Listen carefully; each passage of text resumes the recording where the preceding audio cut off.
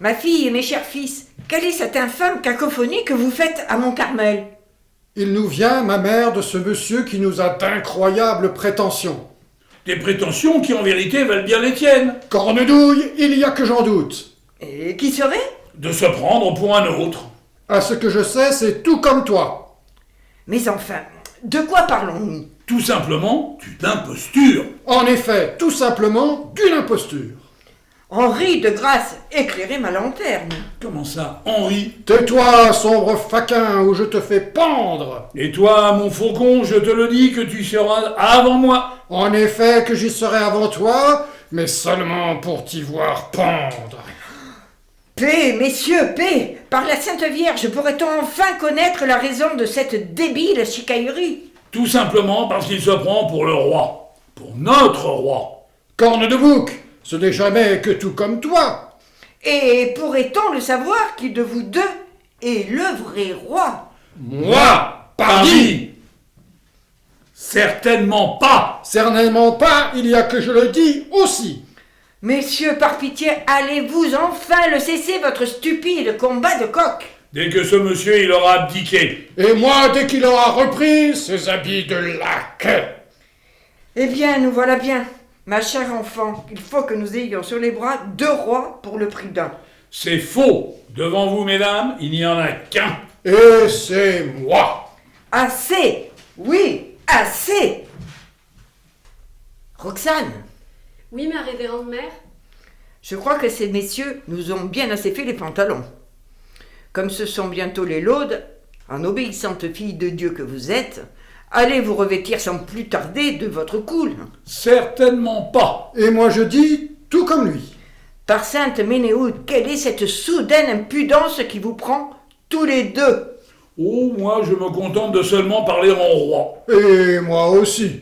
Roxane, de grâce, obéissez. Je vous donne l'ordre de n'en rien faire, chère divine beauté. Et moi aussi, chère beauté divine. Puisqu'il en est ainsi qu'on ne veut pas m'obéir, je vais appeler la maréchaussée. Qui ne s'en viendra pas, car c'est moi qui la commande. Et moi aussi. Fort bien. Puisqu'il le faut, j'en appelle au jugement de Dieu. Ce qui veut dire, Oui, ce qui veut dire... Qu'il reconnaîtra les siens. par quel miracle? Ou par quel tour de magie? Quand Roxane prendra le voile après-demain. Je m'y oppose formellement. C'est tout comme moi. Coquin d'arlequin que tu es. Et par quel miracle y viendrais-tu quand toi et moi on le sait que tu n'es pas le roi mais seulement sa doublure? Et toi, misérable jarretière pour cul de jatte que tu es, quel tour de passe-passe pourrais-tu ici nous faire quand tu n'es pas un commencement de roi et seulement sa doublure? Oh oh, si je vous comprends bien, mes beaux petits fourbes que vous êtes. Nous voilà maintenant, et pour couronner le tout, avec 2 doublures de roi. Ce qui n'est pas ma mère quand c'est moi le roi. Et qu'il en est de même pour votre serviteur, ma mère. 2 rois et 2 doublures. En vérité, quand je vous entends tous les deux, En vérité, ma mère?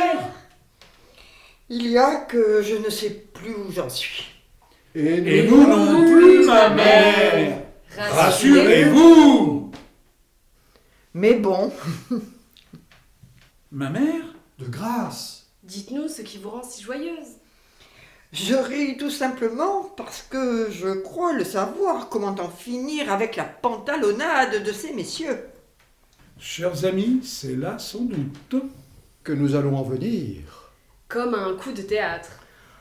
Vous tous, allez-vous enfin vous taire au lieu de me couper encore et encore la parole. Mille pardons, ma mère. Il est vrai. Que nous manquons à tous nos devoirs. De grâce, parlez. Oui, parlez. Voilà qui est mieux. Approchez Virgile, ou qui que vous soyez. Serviteur, ma mère. Prenez garde, ma mère, il est très habile à tromper son monde. Tais-toi, scélérat. Il vous ferait prendre des vessies pour des lanternes. Tais-toi, faquin. Ainsi donc nous nous connaissons, monsieur Virgile. Et même de très près. Mais moins que moi quand c'est moi le roi. Triple bouffon, vas-tu te taire? Dès que tu y seras venu, sac à vomi. Silence, et sur le champ encore. Et vous, ma fille, Allez-vous enfin disparaître? Je te l'interdis. Tout comme moi. Rassurez-vous, je n'y songe pas tant vous me faites rire, mes chers amis. Tant mieux. Et puis, ne t'ai-je pas donné mon cœur? Et puis moi aussi le mien. Alors c'est pourquoi aussi il te faut rester. Rassurez-vous, encore une fois, de cela je m'en souviens tout autant. Néanmoins, n'est-ce pas que 2 cœurs à prendre, cela fera beaucoup? Pas quand je suis le roi. Et moi aussi. C'est bien pourquoi, ma chère fille, plutôt que de batifoler avec ces messieurs, vous épouserez le Seigneur et ses éternelles consolations. J'en doute. Et moi donc. Eh bien, nous verrons bien qui aura le dernier mot. En attendant, En attendant, ma mère, avant de me briser le cœur et de me condamner au couvent, pour tout ça, il n'y a que vous pour le dire. vous aviez comme un tout petit de papillon de tatoué sur l'épaule droite. Tout comme moi. Comment ça? Tout comme moi? Mais oui, et je peux vous le montrer. Ah, ça? Mais quelle est cette amusante péripétie?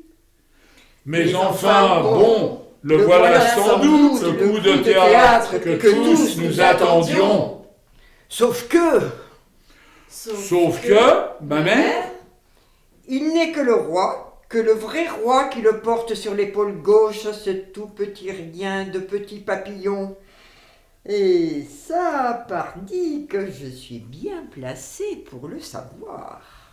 ça, c'est sûr qu'on ne peut pas dire le contraire. Mais alors, Mais alors?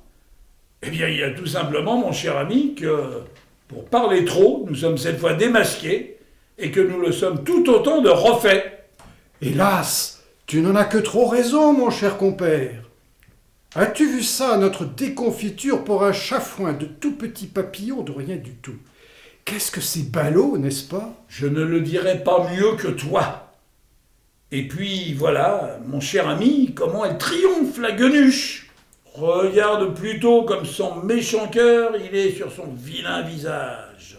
Seigneur Dieu, comme il est vrai que je le vois, tout comme toi. Messieurs, qu'avez-vous dit de déplaisant sur mon compte? Je vous prie. Rien qui ne mérite de vous être rapporté, ma mère. Et moi, je vais vous le dire tout comme lui. Fort bien, admettons. C'est maintenant qu'il faut disparaître de notre vue, gibier de potence que vous êtes. Pas sans Roxane. En effet, pas sans Roxane. Elle est à Dieu et à personne d'autre. J'en doute. Oui, nous en doutons. Roxane, allez enfin chercher votre coule. Je ne veux pas avoir à vous le redire que c'est l'heure du Seigneur. Allons, ma belle enfant. Viens plutôt faire la fête avec nous. Roxane, tout de même, je te le jure que ton petit tabernacle, il n'est qu'aux hommes, et point à Dieu. Roxane, vous n'oublierez pas votre missel, ni votre chapelet. N'oublie pas qu'on a été tous les deux sous la charmille et qu'on s'est beaucoup embrassés. Et moi que je te croisais sur le pont, et que tu m'as fait 1000 œillades plus ardentes que le soleil. Roxane, cette fois sonnent les laudes. Il nous faut sur le champ rejoindre, vous et moi, l'amour de Dieu et sa sainte croix. Roxane, il te faut y réfléchir encore. C'est que je te le jure et que je te le rejure, que ton minois, il est bien trop joli pour que le Dieu de cette vieille carne d'abbesse, il te baise le reste de ta vie. Et puis c'est aussi que nous connaissons 1000 chansons à boire. Viens avec nous, que nous te les chantions à tue-tête. Par exemple, nous pourrions aller sous la charmille du Père François. Ou alors, si tu le préfères, nous pouvons aller te les roucouler à la taverne de la mère Ficelle, quand Virgile et moi, nous y avons table ouverte. Il suffit. Roxane, votre bras. Tu prendras plutôt le mien. Et aussi le mien. Ah ça, quelle est cette défaillance qui vous saisit, ma fille? Ce n'est rien, ma mère. Comme un manque de pain, sans doute. Ma mère, et j'en ai déjà été tout à l'heure le témoin très attristé, c'est plutôt que notre Roxane, elle ne l'aime décidément pas, le son de votre méchanceté de cloche. Et comme elle le fait bien.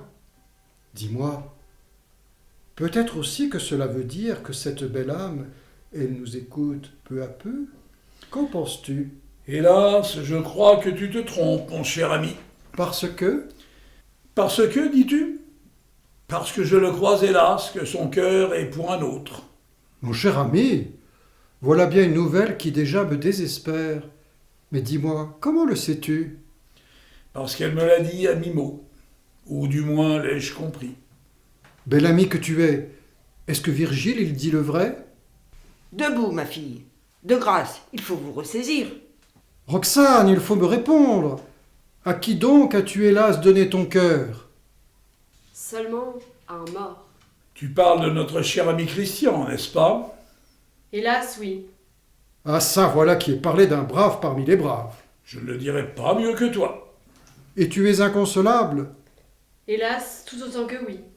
Cependant, Roxane, Nous sommes là, et nous t'aimons. comme des fous, De plus, nous sommes très drôles. et plus encore très en vie, comme tu peux le voir. Sans doute. Mais moi, quand je vous entends, c'est toujours que je le suis de presque morte. Qui vient par ici? Ah, c'est vous, monsieur de Bergerac. Pourquoi ce sourire? Tu le connais donc? Mais oui, tu le connais donc? Oui, bien entendu que je le connais, mon cher cousin. Seigneur Dieu, as-tu vu ça? Quelle mine il a, ce cousin, surtout de profil. Plus un mot.